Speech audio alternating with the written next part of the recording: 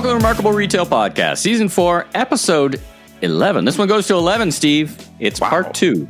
It's Part 2 of our very popular Rethink Retail Guest episode series. Part 1, thank you, everyone. It was very popular. And this is Part 2 with Cate Trotter from Insider Trends.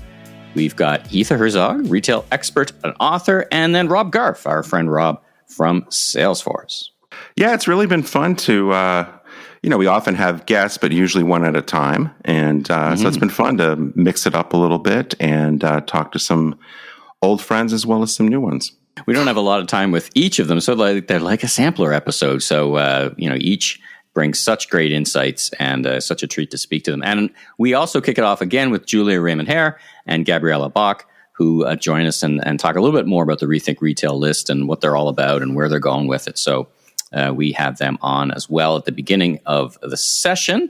Reminder to everyone to be sure and subscribe, because you can, if you're new to the podcast and perhaps just hearing some of this great content, be sure and subscribe, and you can go back and listen to some of our great episodes, with everyone from Scott Galloway and Simeon Siegel, which is our most popular episode of our 4th season, and in fact, second most popular episode of the entire series. So do check that out. But for now, let's get into news of the week. Let's talk about Nike. We've talked about them before.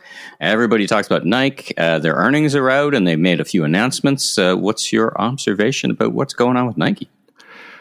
Well, my first observation is that some people say Nike and some people say Nike. I don't know if that's like the most insightful thing to say, but anyway.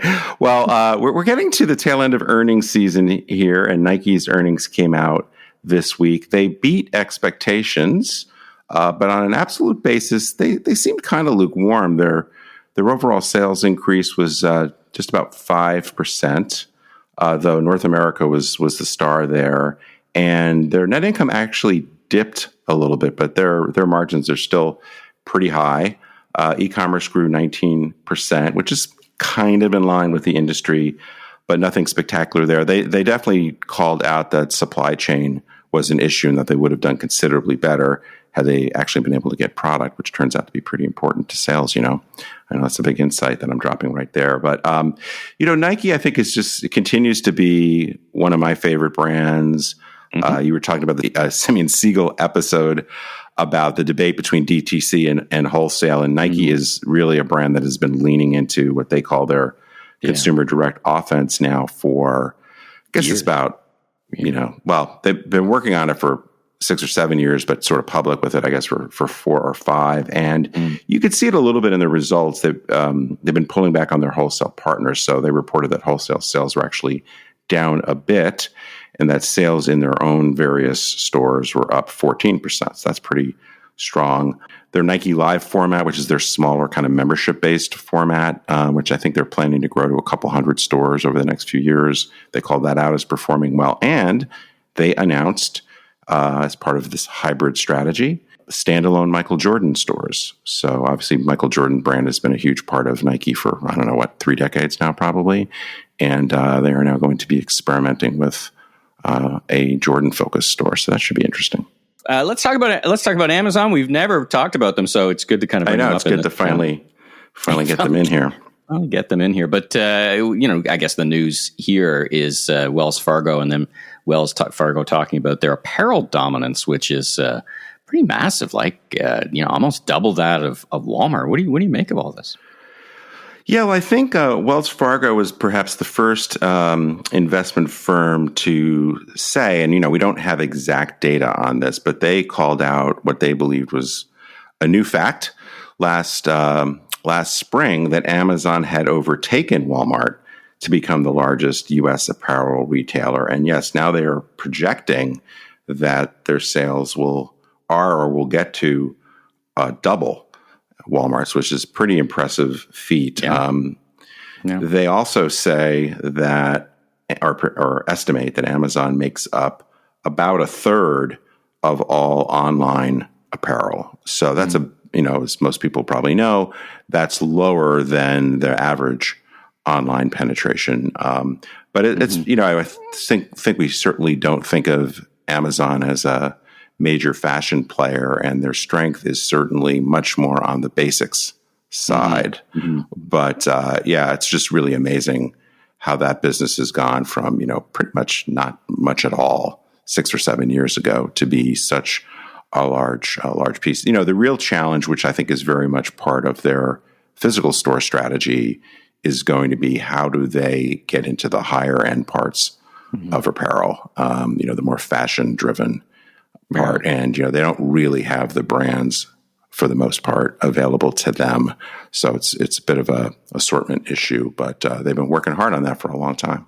I guess in one way it makes sense because as we know from the catalogers' history, apparel was a big piece, certainly basics and swim and fashion and all these things, as you say, what did they also say? There's 7 times more than Macy's, which is, they're just selling different stuff. I guess they're selling a lot of basics, but it's not where I think of to go buy my apparel. And I guess they deal well with the bracketing, right? The different sizing. I'm going to order 3 and hope I get the one in the middle that's the Goldilocks fit. So I guess that's part of it. I mean, it's a tough business to be in. There's margins, but there's a lot of returns, man. There's a lot of returns in that business, as you know. Yeah, I don't think it's. I certainly don't think it's an easy business. I think we've touched on this a little bit. When you think about Amazon getting into grocery, getting into apparel, some of this I think is very much to just be a resource for just about anything. The American, the Canadian, the English, whatever shopper wants to buy.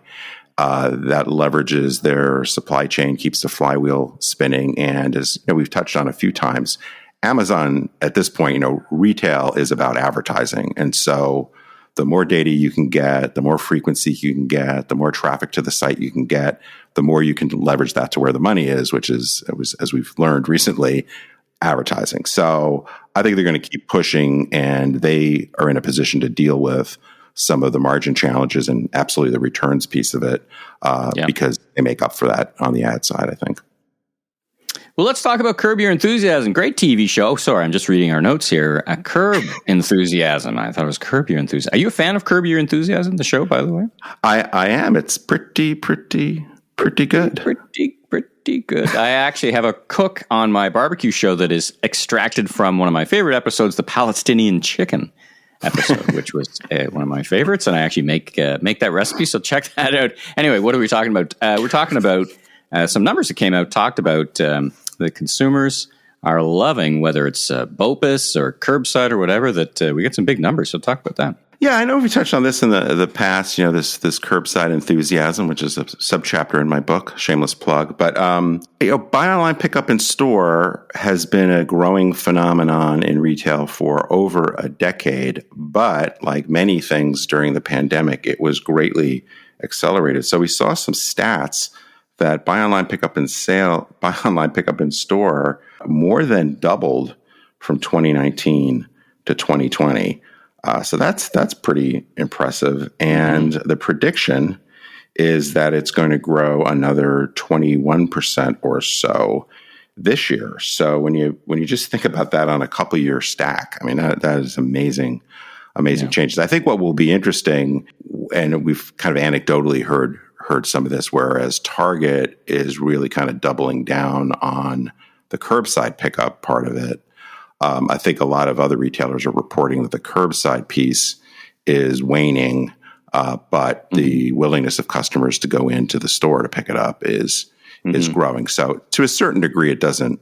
I mean, it matters operationally, certainly from a retailer perspective, how to devote the space to it and work out the processes. But it's a very, very big shift in consumer behavior. And again, it brings, I'm like a broken record on this, but when you think about the growth in e-commerce, it's really the growth in e-commerce ordering, because so much of that growth, outside of Amazon, which just doesn't have the physical store presence yet, is really involving the store in some way, whether it is BOPUS or it's ship from store.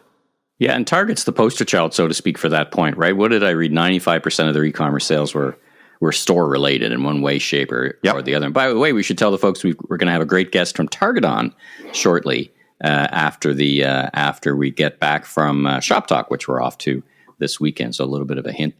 Let's get to our fun interviews. We're going to kick it off with Julie and Gabriella. Then we'll get into our Rethink Retail Part 2 interview session.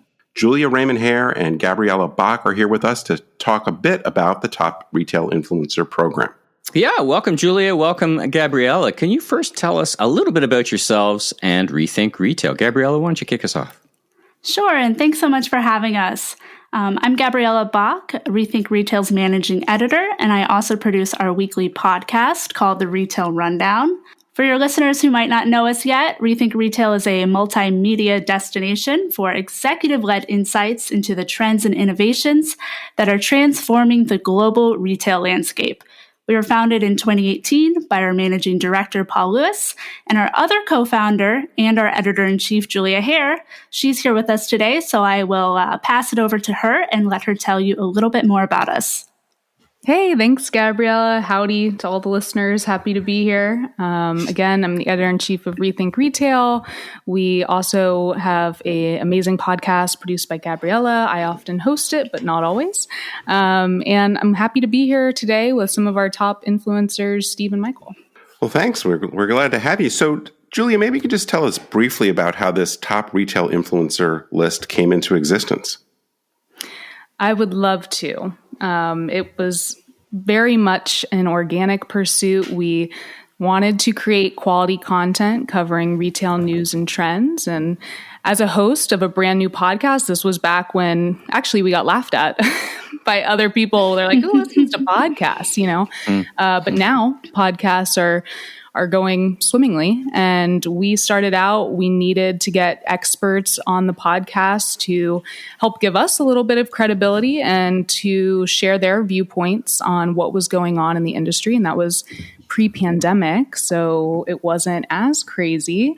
And then we were growing, so we brought more journalists onto the team, and we were seeking more and more credible sources to become an authority in the retail news and trend space. And over time, things started going really well. So we started making the charts for the top retail podcasts. Our editorial team was growing, and then boom, the pandemic hit.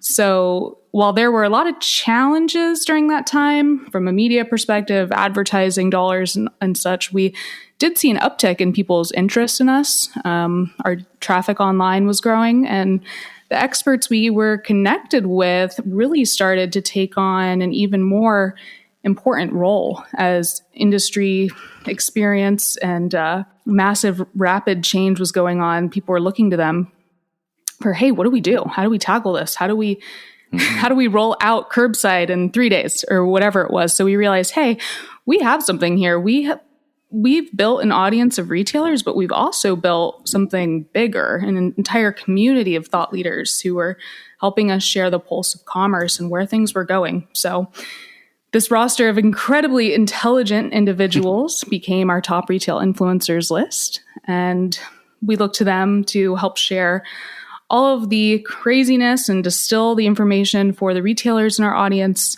And we're just really happy to be connected with so many influential and intelligent people. And we're happy to have this community. Yeah, look, it's a really well-structured program, and you've taken it to a whole other level in 2022 with more initiatives. So it's really exciting. I love the fact, the idea, the genesis side, the idea, the tapping into the wisdom of the crowd, so to speak. But it's really a nice program. Gabriella, tell us about how you get on the list, and hopefully what you would hope the impact, not just the contribution, but the actual impact for the retail industry. Yeah, sure. So we've identified and organized our try into 5 main categories, and those are academia, analysts, associations, experts, and then media. And the qualifications in each category, they can vary, but overall, we're looking for a variety of factors, right? So number 1, of course, is industry experience. So we're looking at how long they've been in the game. Have they established themselves as a voice of authority in the retail space? And then we also look at contributions of insights. So how much and how often are they really driving discussion in retail? And this could be through books, it could be through podcasts, or just really any published work. And then finally, reach. So to be an influencer, you have to influence, right? So we look at how many followers they have, how much awareness is around their content overall. And then to select our try, and it's not always easy. I mean, we've received hundreds of submissions. So our team uses a a variety of sources, including third-party listings, primary research with our own network of influencers, and then we're also looking at recent award winners as well. So it's a lot to sort through. But to nominate yourself or someone you know for next year's top retail influencer list, you can visit our website at rethink.industries, or you can also use the following short URL, and that is a bit.ly link. So it is bit.ly/TRIapply, and that is bit.ly/try-apply.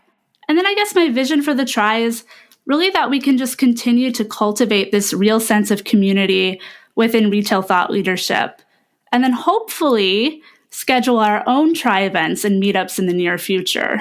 Well, that's great. Thanks so much for that background and that context. We'll be sure to put some of those links in the show notes, but appreciate you coming on to tell us more about what you guys are up to. And with that, we will bring on our panelists. All right. Well, welcome to our three great guests. We're really lucky to have three folks from the Rethink Retail Top Influencer list. And so why don't we just jump in and ask everyone to just give us a brief sense of their personal history and what your current role is within your organization. So Cate, would you start us off? Sure. So hi, everyone. My name's Cate Trotter. I'm the head of trends at Insider Trends. I think my personal journey to do this started 14 years ago when I decided I wanted to start a trend spotting company. But we focus on best practice and innovation in retail. We do that for clients such as Chanel, Galeries Lafayette, TikTok, Facebook. We're very proud of our client list. But yeah, essentially we help clients understand what's coming next and how to make more money out of what's coming next. Making money, sometimes elusive these days. That's awesome. Exactly. How about you, Heatha? Gosh, thanks so much for having me. And yeah, my personal journey started almost more than, I think, 20 years ago. I was actually in investment banking, and I saw this retail analyst who worked at my bank called Dana Telsey, and I wanted to work with her. And she was actually leaving to start her own company. And I think she really was the influence that made me think I could do this myself. And, through a lot of turns, some in journalism, most recently I was a contributor over at Fox Business covering retail and consumer spending. But I think I've really married my journalist background with my retail analyst side. So I was at one point buy-side analyst, and now my company does white label research for registered investment advisors focusing on retail and consumer spending. So I'm helping them with their clients make money as well. And I'm also an author of a book called Black Market Billions. Ooh, we love authors here. And how about you, Rob? Yeah, how you doing? Rob Garf here, calling in from just outside Boston, Massachusetts in the States. I'm the GM for retail at Salesforce, so I oversee our product, solution, and insights teams. And I came to Salesforce by way of the Demandware acquisition, which is now Commerce Cloud. But I've been in and around the industry for quite some time, sat on really all sides of the table, industry analyst, practitioner, strategy consultant, and here I am now at Salesforce leading strategy for retail. Very good. Well, we couldn't be better served, I think, for this topic today, which is the outlook for retail in 2022. Obviously, we all know it's quite a volatile and uncertain time. There's lots to talk about, and time is short. But why don't we just jump in, Heatha? Maybe you could just give us your sense of what your general outlook for retail growth is this year and what you think are some of the key drivers. This idea that retail is somehow dying, I think, is just a misconception. And I think we all know that, being in retail. We're a society here in the United States and obviously globally. I mean, buying things, consuming things is part of our human nature. So, while there are headwinds like inflation, like supply chain, I think the consumer is as strong as it ever was. Sure, there is going to be some stumbling blocks of uncertainty, but I think what is really driving it is this small business, this push to small business. And I was looking at some research from Data Catalyst Institute. It was saying that around 79 of small businesses use, different ways of selling.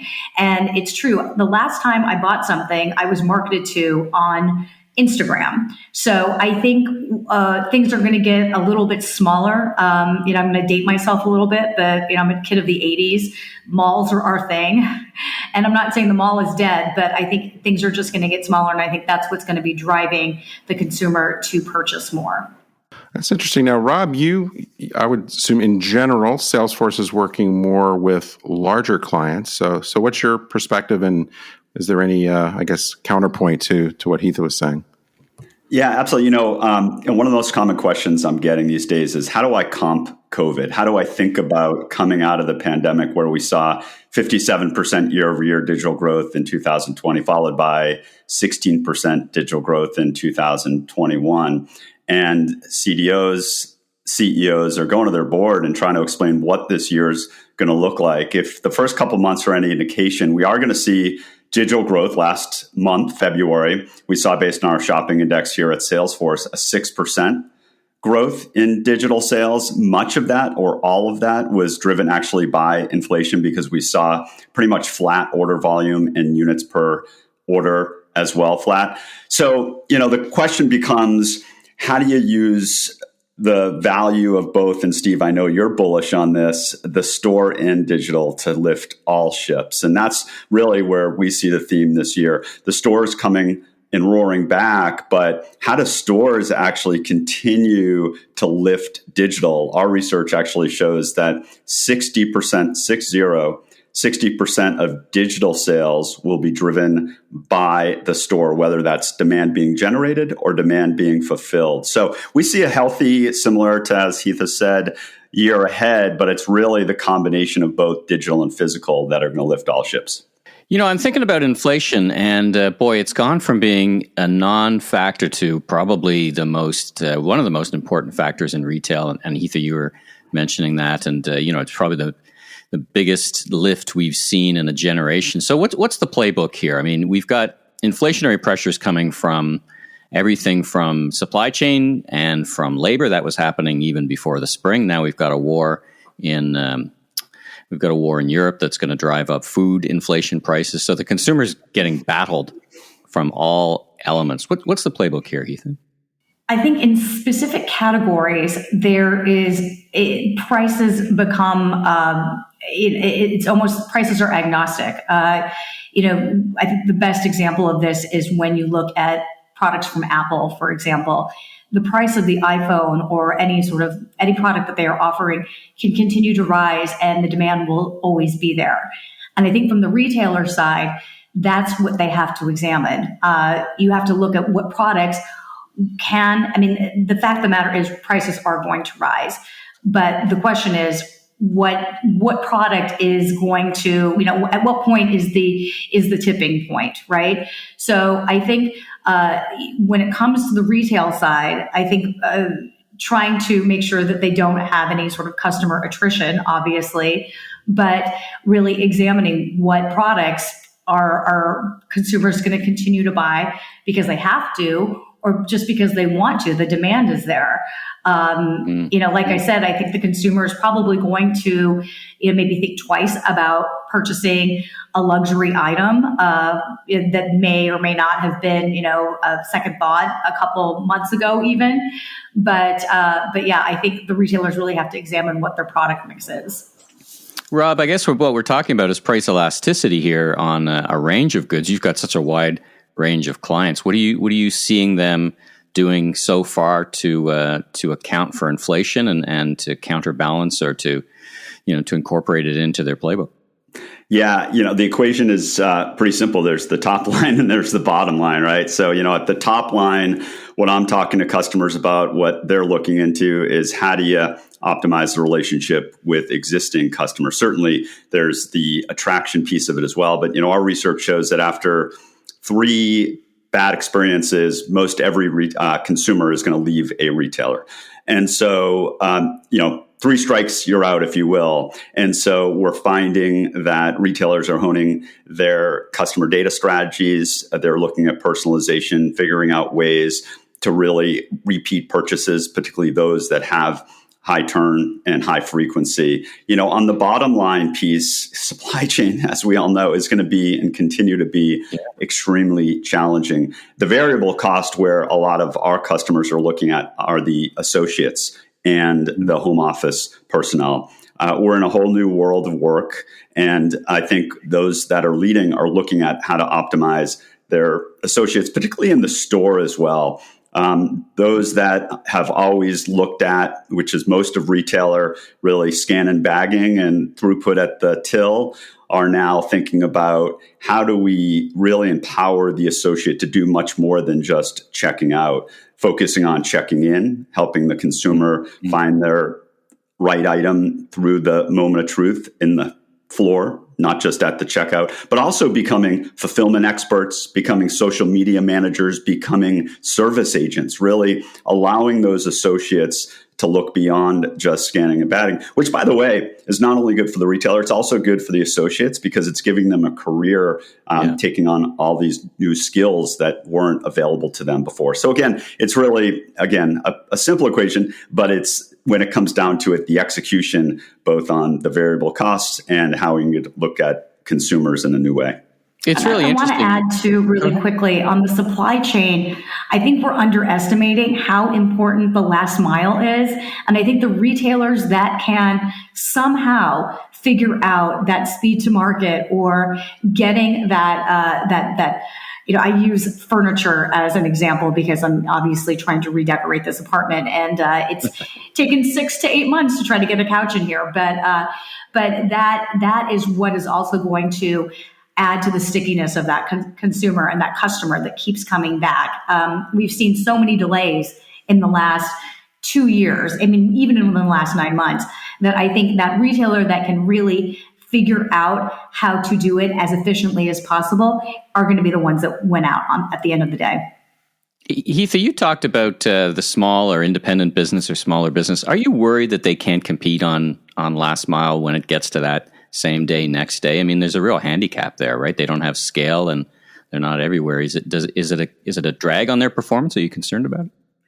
It's interesting. You would think that it would be a drag, but I think a lot of these smaller businesses, to Rob's point, they're getting very, they're manufacturing in smaller batches and then becoming very keen and very good at identifying who that customer is and exactly what that customer needs. So their orders are smaller, their manufacturing is smaller. And while we saw them lose out at the beginning of the supply chain crisis, we saw these horror stories of product being sitting there on the shores of, not even the shores, out in the middle, right by Long Beach in Los Angeles and here in New Jersey. Stuck in Baltimore right now, apparently. Baltimore, exactly. I was flying into LA and I saw all these ships and, took pictures. It was crazy. But I think because smaller stores and smaller businesses as products that are, they're manufacturing in smaller batches, that ability to be nimble is one way that they're going to be able to sidestep the supply chain crisis. Right on. All right, let's shift away from macroeconomics and some of the supply chain issues. Cate, let's talk about the trends that your clients are seeing and what you're advising, and anything that would surprise the listeners, something that maybe is underappreciated in terms of what you're talking to your clients about that make them go, Well, maybe your listeners will have to tell me what they find surprising. But what I've found interesting recently is we've noticed a lot of our clients want to talk to us about clienteling, or they're already embedding clienteling solutions into their stores. So this plays on Rob's point that stores want to make more out of their associates and turn them into advisors who both connect on a human level with customers in the store, but also maintain that relationship away from the store. Rob, quick comment on the democratization of what Cate describes here. I mean, Salesforce is a powerhouse in doing exactly what she describes. Is it through the course of your career, are you seeing the democratization of this capability right through to retailers, not just to the big multinationals, but best programs for everyone? Yeah, absolutely. The mobile device has totally democratized this access. And it's also necessary, right? Because let's face it, consumers have also been democratized in the way they can access brands, they can get information, they can influence their friends and family. And so, the trick here is, and as Cate was just talking about, it's untethering the associate from the cash wrap and really allowing them to engage with consumers throughout the shopping experience. Obviously, it's going to be different by category. It might not be the same in grocery as it is for high-end specialty. But in any case, there certainly is a democratization, and it's really allowing the associate to access that information. And it's, at the end of the day, pretty straightforward information. It's about the customer and their profile, their preferences, what they bought in the past, the inventory, the price, the promotion, the ability to order. And so being able to expose that through a mobile device. I think a key point, though, is because we were having this discussion with our customer advisory board. I'm the chair for our retail customer advisory board a couple of weeks ago. And one of the heads of retail, in talking about this phenomenon, reminded all of us that we still need to make retail human. And so he really encouraged us, and I'll just relay it to this audience here, is throughout all this digitization, let's not forget to humanize the experience. Yeah, I agree. It's actually something I spend a fair amount of time in my book on, and I agree with you. I think it's often overlooked. One thing I want to spend just a couple minutes on is talking about, or getting your perspectives on where we're going to see some differences in category performance, where we might see some differences in terms of particular retailers that win and lose this coming year. And, there's been all this talk about the great acceleration that we experienced because of COVID. I'm starting to feel, and of course, I always like making up terms, that, maybe we're getting kind of this great rebalancing. In other words, e-commerce is slowing down. Certain categories that were incredibly distorted during the heights of COVID are now kind of going back to maybe more of their historical performance. Services were really hit hard during COVID. Maybe consumers are going to start to shift a bit away from products to services. Just in general, I guess, do you agree? Anybody wants to take that on? And, what does that mean for categories you expect to perform perhaps unusually well, and maybe even calling out particular retailers? So that's a big question, big setup, but anybody want to jump in on that? I have a controversial take on this. It may not be very popular, but I think we're never going to go back to what we were before. As much as we want to think that everything is going to go back and there is going to be some sort of rebalancing, I think we will never, ever see the retail landscape like we did on March. Here in New York, it was March 13th when everything kind of started shutting down. Right before, March 12th, 2020, it will never look like that again.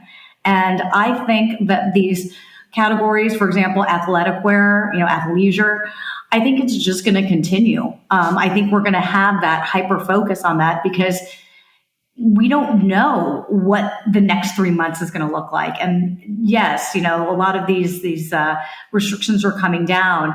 However, I think that there's going to be something else that's going to hit us. So I think we're going to see this hyper focus on these categories that were really distorted during the last 2 years continue. And I think, especially I'm picking out athleisure, is it so specific and so broad, but and one thing that people really looked at. But I mean, you look at the numbers, nothing is slowing down. In fact, there's just looking at brick and mortar and what's coming down on my street. I live right off of Columbus. There's a Lululemon right on the corner being built, and so it's a high traffic area. I think this is not going to slow down. Anybody else want to jump in? Yeah, I'll jump in, and I'm just using, and I really appreciate what Ethan just mentioned. It's extraordinary times, and I think, what we've seen over the last 2 years has set a whole new baseline. We saw over the course of the pandemic, particularly in 2020, a 40% increase in net new digital shoppers. And so those are people that hadn't necessarily clicked the buy button before, and they have, and that just doesn't snap back. And a lot of the loyalty has been driven by health, safety, convenience, and trust, which to me is, let's remove the friction from the shopping process. And again, that doesn't snap back. So some new behaviors that have really popped up don't go away. In terms of categories, to your question, Steve, what we saw from our shopping index over the course of the last couple of months is handbags and luggage have come back. So you talked about experiences and service. So people are wanting to travel again, and they're realizing they need some new luggage. Home still remains very strong. We have seen a shift from last couple of years have been largely around out of home because people are hanging out in their patios outside and needing outdoor heaters and furniture, to indoors now that they're looking forward to entertaining again. They're looking at kitchen goods and they're looking at their living rooms as well.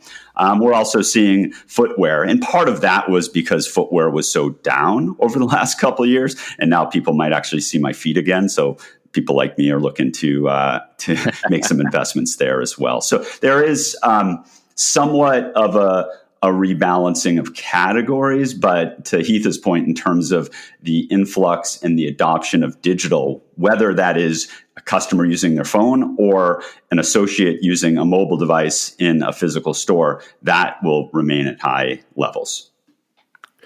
So, Cate, I know we're coming up on our time, and I just wanted to see if there are any, from a consumer innovation standpoint, as you look at what you're talking to your clients about, are there particular innovations that you think are very important, maybe some others that are not quite ready for their close-up? I've been following experiential e-commerce with extreme interest over the past year or so. And I think this has really accelerated again because of the pandemic. So these are all these non-traditional ways to engage customers through digital, where we can educate them, give them an experience, but then we can add selling into the back of this. So I don't know if you saw, but I think it was L'Oreal and MAC, they ran an experience on YouTube where they had an influencer talking about different lipsticks, and as you watch that video, you could try on the lipstick in augmented reality. You could then go on to buy the lipstick that you were trying on. That really caught my eye because that offers a higher level of experience and also engagement than we might get in a store, actually. And also the numbers behind that, it performed really well. I think they saw engagement time go up by 3 times compared to a normal digital experience. And I think they engaged millions of people for like a fraction of a cent per person. I'll have to double check that, but the numbers were really impressive behind it. And so I'm collecting examples like this of brands who are engaging in a digital first way, but in my opinion, offering a better experience at scale for less and actually surpassing the store experience. So my one to watch is experiential e-commerce. Yeah, and I'd double down on that. I mean, retail from the beginning of time was all about pulling the consumer to the retailer's property, and that was really safe. It was really comfortable. They had control. And now it's as much about pushing the brand to wherever the consumers are. And that's what I'm hearing from Cate in terms of whether it's messaging platforms or social media, voice. Certainly, of course, the big buzz is the metaverse because all the big tech platforms are investing in it. But the idea that these become the shopping mall of this generation in terms of where inspiration is happening, where discovery is happening. And because of that, these platforms are able to monetize it by putting a shopping button there, which then will really, hopefully, because it hasn't happened yet, break down the friction between the inspiration and purchase. So we call it shopping at the edge. Cate, I hear you, and I second in terms of the experiential retail and not just standing up a website and hoping people come. Exactly. Yeah. And we talk about shopping being embedded into everything. So shopping almost becoming invisible, brands leading with the engagement and the experience first. And yeah, Rob, as you say, just making the shopping part frictionless off the back of that. And there's lots for retailers to think about with that. They possibly should think more like a magazine or a TV channel that just so happens to operate stores and digital channels. There's, lots to think through there. Yeah, I think I'm doubling down as well on the metaverse. I wrote a research piece on metaverse and was on a project dealing with a GameFi metaverse company. And I don't know if it's quite ready for its close-up, but I think it's getting close. Very interesting to see what these land sales are doing and which brands are coming to the table to participate in these $1 million virtual land sales in the metaverse. And then one product I am very pro on is 3D printing. I was just reading a report from Toby Doniger, and they had the Cate in-home beverage printer that looks so sleek and looks so great. And I think that is really, if you want to talk about futuristic and welcome to 2022, I think 3D printing, where, maybe 8 years ago or even 5 years ago, people kind of threw up their hands and said, what is this? We don't get it. We're there now. Wow. That wasn't on my bingo card for anyone to talk about today. So congratulations, Etha. Well, let's wrap this up with some hot takes, some quick takes. And I'm going to ask each of you for, if you had to pick a legacy, let's call them a legacy retailer to keep an eye on for the balance of the year, and an up and coming disruptor. Etha, kick us off. I'm going to say GameStop. I know, again, here I am with my controversial views, but I don't even know if you want to call it a legacy retailer, but I think, given all of the attention and given that there is a lot of pressure on the executives now to really make it a viable company. Let's remember that this is a brick and mortar. They have a brick and mortar component. You walk down to the store on 14th Street here in New York, and there's still no one in there. Apart from the apes being very pro about the stock, and the short sellers, I think the executives are under a lot of pressure to actually make it a viable, or a more viable retailer, I guess I should say. So I'm watching GameStop. All right. Anyone who we don't know that you're keeping an eye on? I'm going to say Furnish. I don't know if you know this company. It's a direct-to-consumer furniture rental company. I just actually interviewed the CEO a couple weeks ago at a conference, and they're very interesting. It's not like your 80s rent-a-center type thing. There's really, I think there was a lot of I don't want to say taboo, but controversy. You think that someone's getting their furniture from Rent-A-Center. Furnish is a completely different thing. And I think when you're seeing the way younger people are working and traveling and living, this is going to be a trend to keep your eye on. So interesting. All right, Rob, you're up next to the plate. Oh, boy. All right. So I'm going to go with Target. I guess it's probably not a big surprise. You hear their earnings from a couple of weeks ago. But what I really like about them moving forward is, with most retailers getting really scrappy over the last 2 years and now trying to scale and become efficient, Target was already scaled. They made some of the smartest investments to get them to a point where they're using their stores as distribution centers and really optimizing the footprint. I'll also, though, throw out PetSmart. And why I like PetSmart is, of course, you can get dog food and pet supplies most anywhere on the internet. But what you can't get virtually is all of the services that PetSmart offers in their stores in terms of grooming and so forth.